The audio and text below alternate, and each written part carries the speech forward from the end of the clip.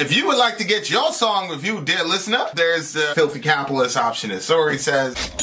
125 gets you straight to the head of the line. You don't have to be a part of the alliance. You don't have to be part of the group. Wait a minute. And the biggest thing is you don't have to wait. You hop, skip, and jump right in front of everybody. 125 gets you there. You do that 3 times, and you get mashed down to the $75 rate for perpetuity. Yes! Also, there is a band review option.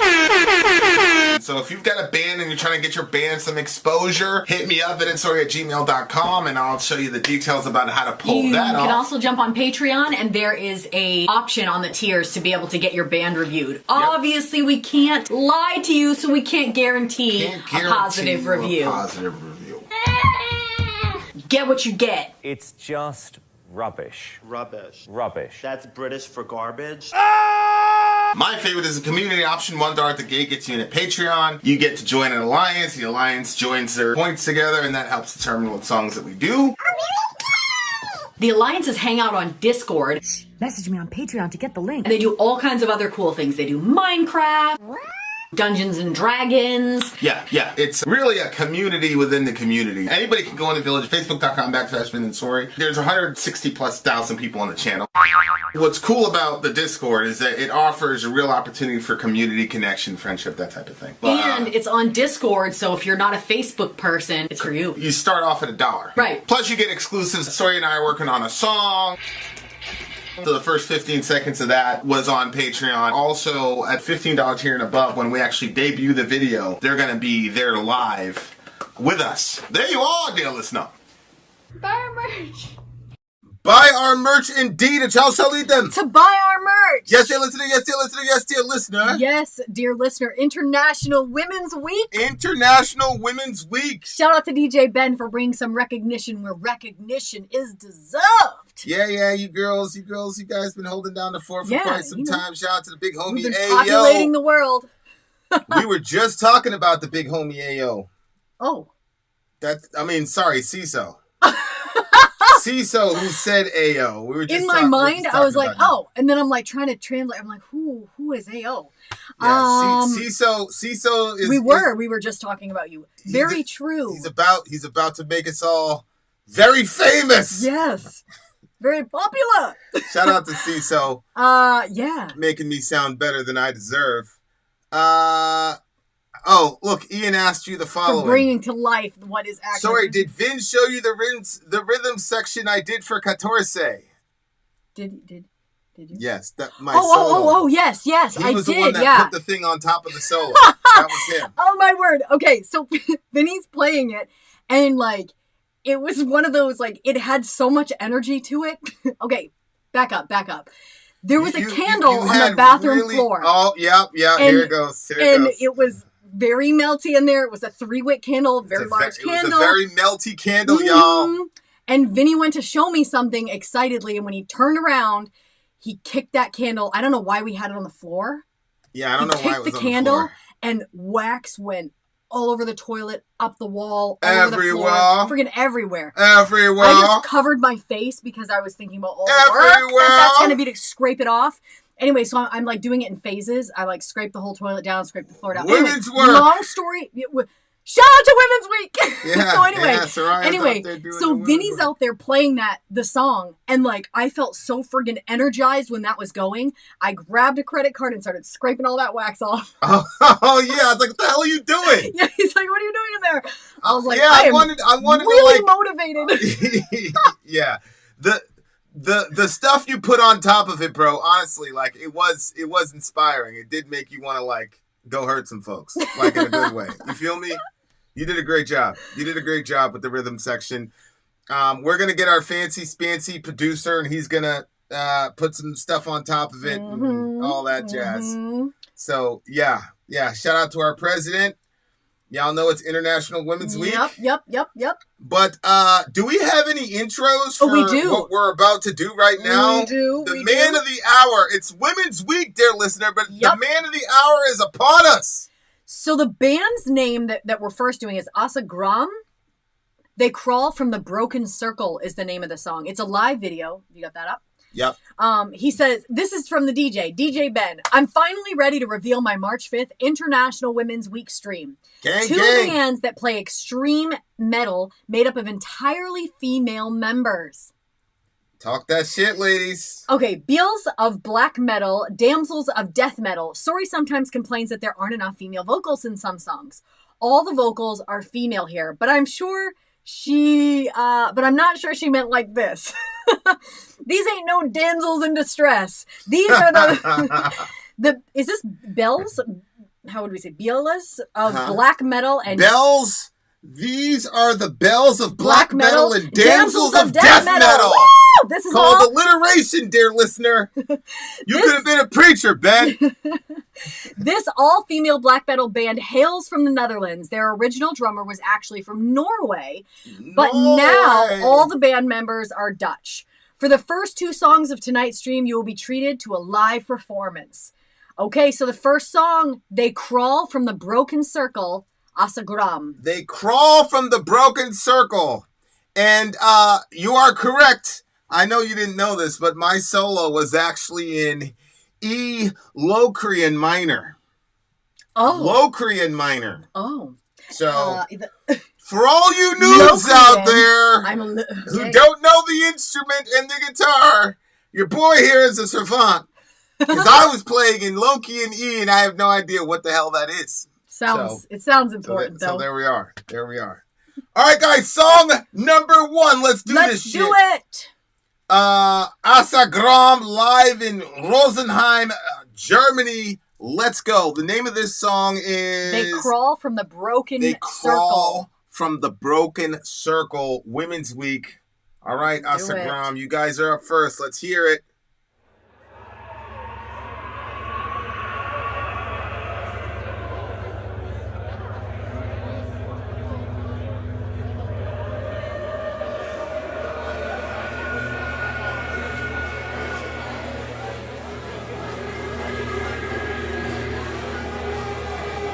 This is very spooky.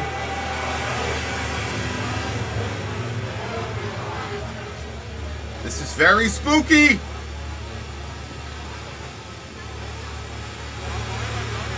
What's the... Oh, did you get the timestamp? What's the timestamp? 1:45.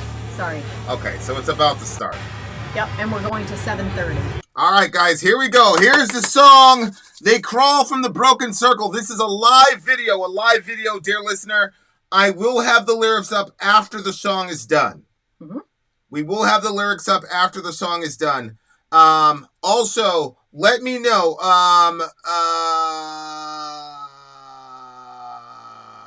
What was just in my head? I know what's in your head now. I'm looking at all these notes. Okay. They crawl from the broken circle. They crawl from the broken circle. Let's do it. Let's do it. Don't. Oh my God. That's why I thought you were like, ugh. Jeez. Amy in this bitch! Amy in this bitch! What's up?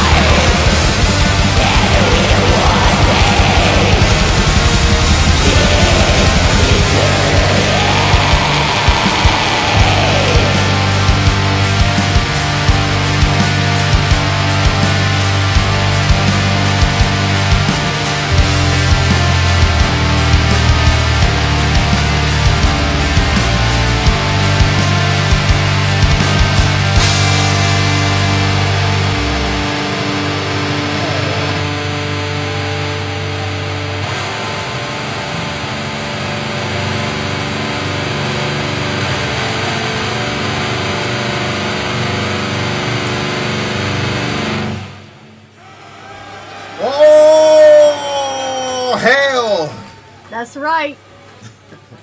Hail these ladies. Okay, that was All right, that was They Crawl from the Broken Circle, Asagraum. Asagraum. I don't. They're from Germany, so Norway, I thought. Or Norway. Right. Norway, they're all Dutch, he said at this point. All right. Thoughts. What you got? Okay, Ben, you're right. They're not the type of vocals I scream for, but I love the fact that this entire band is all made up of females. From the vocals to the drums, the guitar, and everything. Why is that so important to you? Why is that so important to you? Because it's a male-dominated society, and I appreciate when we get some burn. That's really honestly what the answer is. I love that. And okay, the first thing that I was thinking when it started was because she had I liked her paint job and stuff, and I was thinking, I wonder if we ever got to interview these people. My question would be, does your family did they transition well with it, or are they against what you're doing? Are they all for it? Do they come to the concerts? I'd love to know that. How would they be against it? Well, my parents would not have been okay with me. I mean, and certainly the lyrical content, depending on who their parents are. If her parents, it's funny because you say if her parents are religious, there's going to be a problem. But then it's how she would not know these things unless she grew up with them, almost, unless she did a Nergal thing and just went out of her way to try to. You see what I'm saying? And unless she went out of her way to try to learn this stuff. I hear what you're saying. She's talking about Leviathan, Belial, Lilith, Aharam. I don't know who that is. Yep. So it's she must have had some sort of religious background. You might be correct. The only thing is, I've personally known women that have been raised in a certain religion. Well, specifically the person I'm talking about, she was raised Christian, and then she wanted nothing to do with it, and now she's into completely ancestral worship and stuff, and she knows all kinds of stuff about it. You would think that she was raised in it. So I don't know. Maybe this person was. You said she was raised in a Christian house? Yeah. Right. And then she went away from it. That's what I was saying. Her understanding who Belial, Leviathan, Lilith. Oh, you're saying she might have gotten those from. You had to have some sort of Judeo-Christian background. Oh, I was thinking I thought you were saying if she was just raised in this sort of. I don't know what you would call this. I don't know if this would be. Well, I mean, she's part of the Western world, right? So she was. By the way, hit that like button, you losers! Like and subscribe. Otherwise, no season 3. Yeah. And none of our overhyped music. Yeah. Never mind that we might be bluffing. Get those likes up. Get them up. This thing used to count likes. It doesn't anymore. What happened to it? Oh no. Maybe there's none to speak of. Yeah. So I just think that I see what you're saying. I thought you were saying that okay, forgive my ignorance here, but I would have said maybe she was raised in a pagan sort of satanic environment, and that's where she was getting her information from. But you're saying it's Judeo-Christian based off some of the things that she's saying. Yeah, I just think that, I'd like to do some sort of religious survey of this kind of Satanism, whatever brand of Satanism, in a context where, in an unreached context where there's no Christianity. So let's say there's no Christian archetypes in that given culture. Yeah. What does being on the bad team look like? Ooh, that's interesting. Does your shoulder still hurt, or can I? Because obviously Christians aren't the ones who invented the concept of good and evil, right? Yeah. And so Cat Williams said something to Joe Rogan that was pretty interesting. Because Joe Rogan was I don't know if there's a devil or not, and Cat Williams says, let's not even do that. Let's just go, do you believe in good and evil? And Rogan goes, well, yeah. And so Cat goes, okay. So you just take the logical extremes of good and evil, and that's how you get God and the devil. Which theologically has some holes in it. If Perkinos was here, he'd be able to point them out. But I think that's a pretty good, ground level way to express it. Yeah. Right? There are. It's so funny because, I keep talking about all these UFO disclosures and things like that, and it's almost universal. And it doesn't matter what time, place, region of the earth, whatever, it doesn't matter what it is, they all say the same thing about communication, which is that it's telepathic. Okay, so you've got these beings who are able to communicate telepathically, which means that they're sentient, they're intelligent. And then the question becomes, okay, if our culture at the secular level is now accepting that there are beings that can inhabit other dimensions and communicate telepathically, and I'm talking about George Knapp, David Grush, Jacques Vallée. These are all secularists. They're not on our team at all in any way, shape, or form. But these are looked upon as experts in. I mean, David Grush literally testified on the floor of Congress about 6 months ago about this shit. Okay, so if we accept that, then what's to say that all of them are good?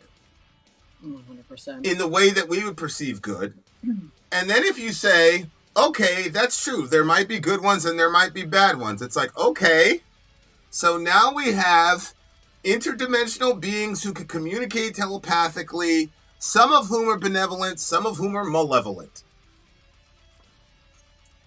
That sounds familiar. So she's saying, arise Belial, arise Leviathan, arise Lilith.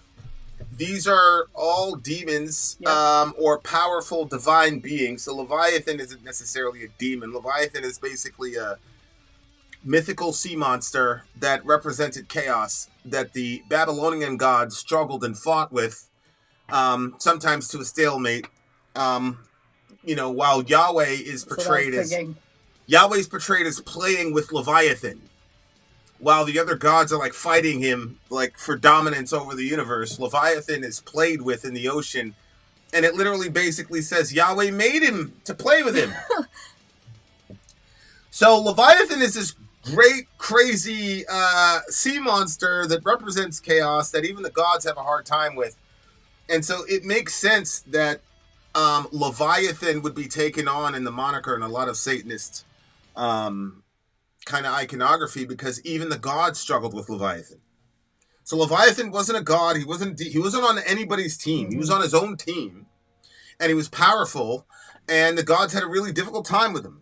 And so it makes sense to adopt Leviathan if you're talking about spiritual rebellion and power and sort of this ultimate understanding of Satanism, which is like making yourself your own ultimate god. Leviathan would kind of be the ultimate sort of guy, because he has no loyalty to any of the gods, and they're all scared of him, and the sea is his domain, and you really, the gods basically leave him alone, aside from Yahweh. But Yahweh kind of does this. He trolls like dark intelligences a lot in the Bible. Like, he trolls them heavy. He's kind of petty. I don't want to say he's petty because he's God, but he's like, man, you guys out here fighting with this dude. Like, I'm wrestling. I'm playing with this dude, like in a sandbox, bro. Like, we good. Arise, Lilith. Maybe it's like, when you're like so above a situation that like you have the extra time to toy.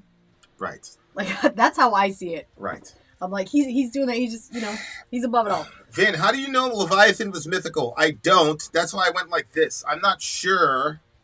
Because here's the thing, right? Like, you could literally have a prehistoric or a now extinct sea creature. Or, hell, we know more about space than we do about the ocean. Depths of the ocean. Right? Yeah. So, I think it's silly to say that there's no such thing as a Leviathan. When I say mythical, what I mean by that is, I'm sure they witnessed some sort of beast, whatever, in the sea that is probably no longer extant. And then you kind of build legends around it to try to make sense of what you're doing. But no, I don't know that Leviathan is actually... That's a good point. And none of us do, by the way. Like, one thing that's really interesting to me is like this whole thing about unicorns. Like, people laugh when they say, it's like... It's a horse... With a horn. Like I said, a butterfly. Yeah, it's crazier. Way crazier and more magical to me than a unicorn. Like, yeah. The things maybe they're thinking Pegasus. No, the people say unicorn. No, the Pegasus. That was harder. That was harder. Thing, okay, but still, think about it. All you're doing is smacking two wings on the guy. You're not completely changing what he looks like. Go from a caterpillar to a butterfly. Even Pegasus makes more sense than that. Yeah. I'm sorry. Yeah.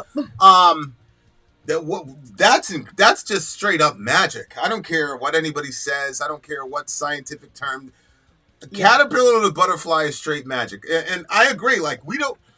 How do you know that Leviathan isn't real? Oh, I don't know that. We don't know this stuff. Like, it's really interesting with secularists. Like, they'll be like, you cannot know that there's life after that. It's like, all right, I'll give that to you. But by the same token, why are you mocking all these other things that we also cannot know? I mean, I'll be honest, I'm like 80-20. I'm 80% that actually something like that.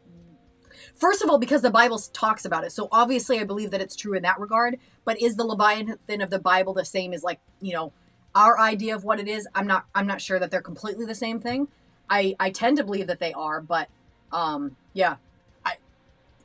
When we see how, like, just fish in the pond react around us and they go away from us, and they're just like little tiny fish, like, what is a big giant something or other going to do? Like, why would it come toward us? Yeah, and then when are we allowed? So much that we haven't explored. When in the modern world are we allowed to believe something? When the white people in the white suits tell us that it's real?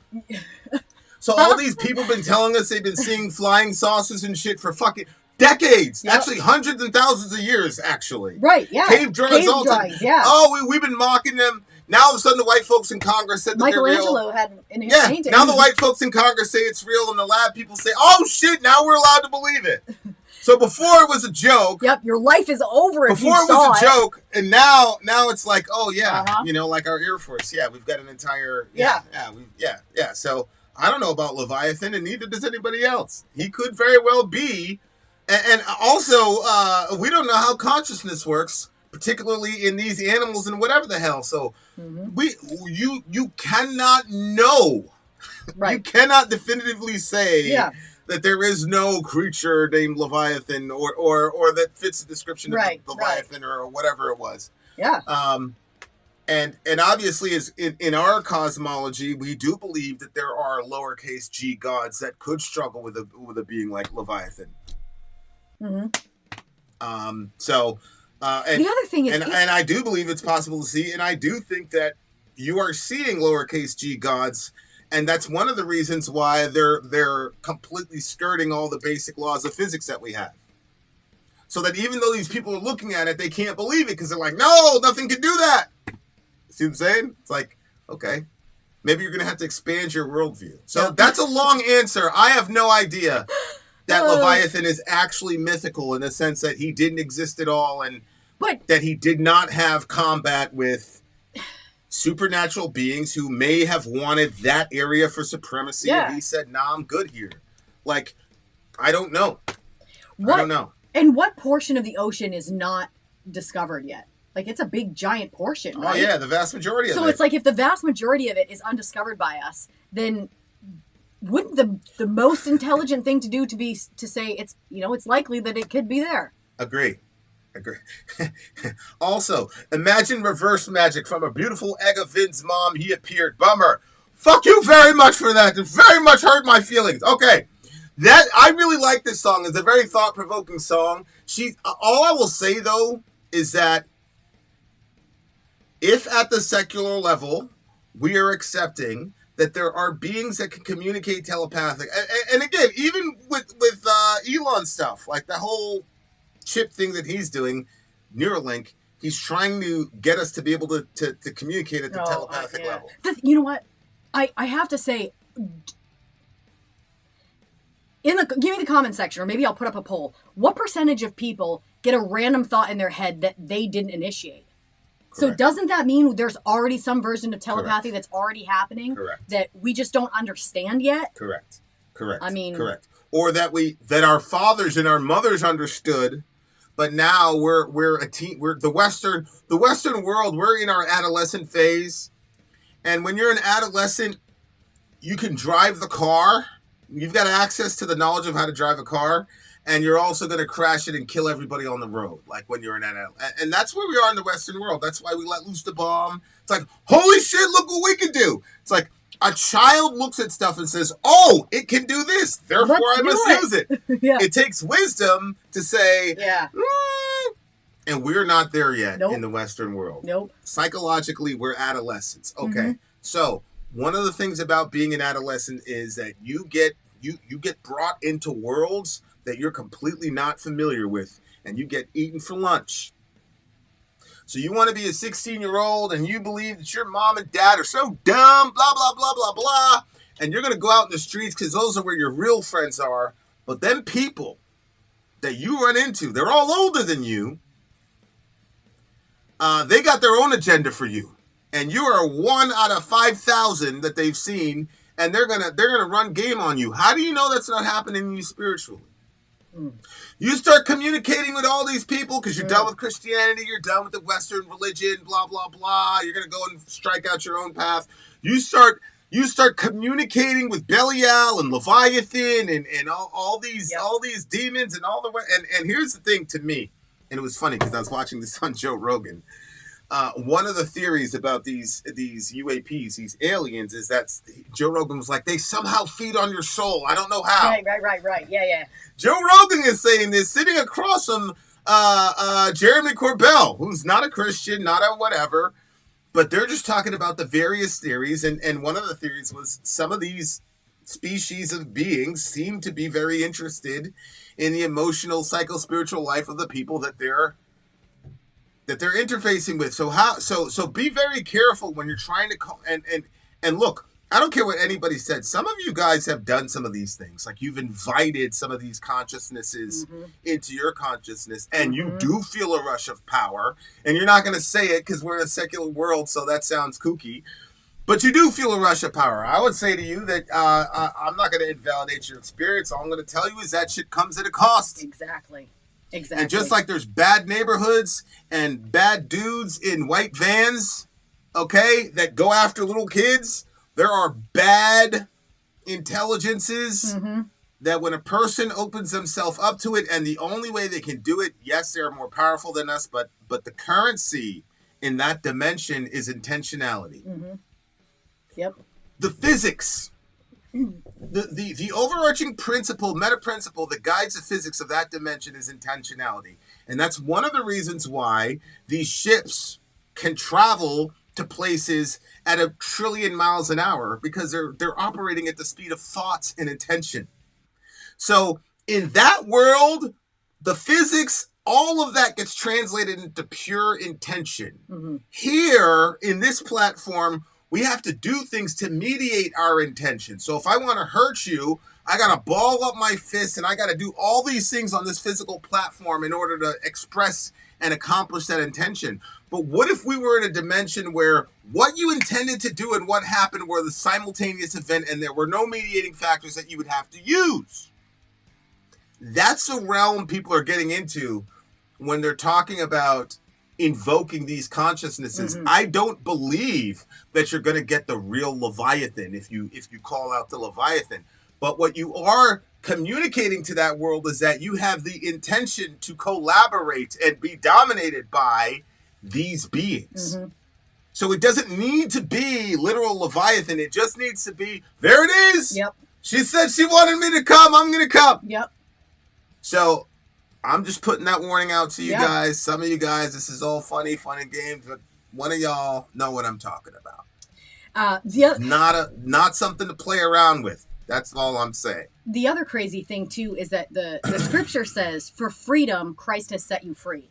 So in the realm of Christianity, there's freedom from sin, there's freedom from being addicted to things, for being not just addicted to substances, but addicted to lifestyles, addicted to negative things that bring destruction into your life. So there's freedom from all of those things in Christ. And he says, for freedom, Christ has set you free. Like that's part of the message that Jesus brought, is the freedom.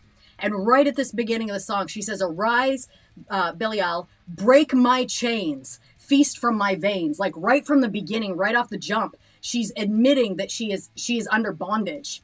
And so that to me was, and at the end of the crazy song, to hear. At the end of the song, she says, heal me. For the devil will heal my scars. The devil will heal my scars. And this is the problem, is that the... Yeah. I'm not going to say that the devil is the reason you have scars in the first place, because that's not always true. All the bad things that happen to us cannot be located by the devil. Traditionally, the Christian church has said the world, that is the world system, capitalism today, whatever, the world will fuck you up. The flesh, that is your own sinful nature, will fuck you up, and the devil can fuck you up for sure. But when she says, the devil will heal my scars, he is definitely, you cannot say the devil's the cause of all of our scars. But people following the ways of the devil are absolutely the cause of every scar we have. Right. And so the devil is kind of like one of those guys, man, that will... I wish everybody could spend a couple years in the street to see how intricate these games go. I mean, the schemes that people, they will, for example, one of the classic, methods used by a pimp is when he sees a new girl move into the neighborhood, he watches her for a little bit, and if she doesn't have a dad around, he will then send one of his boys to start fucking with her. Pushing her around, calling her names, all types of shit. And then he'll come in and rescue her. Oh my God. Right? And then she's at the corner 2 weeks later. Right? So he orchestrated the entire situation. Yeah. And then Jesus. Look, the devil will heal my scars. I'm sure he will. I'm sure he will. I'm not one of these people. Listen, if you go that direction, I'm not going to lie to you and say it's going to be bad for you from the beginning. That's not true. Mm-mm. There's a reason people interact with those beings, man. You will absolutely get some sort of benefit. The only thing I can tell you is, because I've seen it firsthand, the price that you pay is always going to be too much. Mm-hmm. It'll always be disproportionate. Mm-hmm. And obviously somebody needs to hear this. Yep. Hell says, my blood is full of various meds. Oh my God. Belial would be sick for a month, at least if he dared to taste my blood. Sick like me. Jeez, oh, that's so sad. Jeez. I'm also your friend, and so is she, and that's the real reason Belial don't want to fuck with you. Yeah. Because they fuck with you is going to be a problem. Yeah. I'm going to give this that's an interesting one. Seeds of Iblis, Morbid Muhammad. That is very interesting. That's a band that's not playing in Saudi Arabia. 9.4, dear listeners. Shout out to the girls. Not my style of music. 8.6 for me. Wait, no, 8.8. As Tina Benina said, some things come with too high of a price. 100%. 100%. Words of wisdom.